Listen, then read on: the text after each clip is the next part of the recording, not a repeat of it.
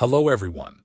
Today I will talk about how to handle an expired or deactivated Globe SIM card. If your SIM has been inactive for a long time, it may be permanently expired. Once a SIM is permanently expired or deactivated, it is nearly impossible to reactivate it. The only option is to visit your nearest Globe store. At the store, check with the staff if it is possible to reactivate your SIM.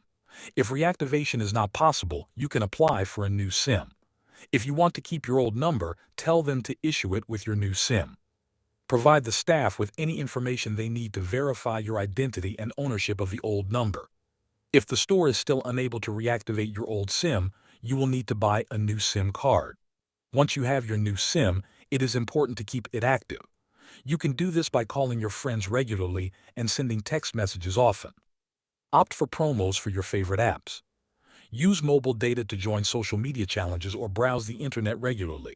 These steps will help prevent your SIM from expiring again in the future. Managing your SIM card regularly is the best way to make sure your number stays active and you do not lose access. Thanks for watching.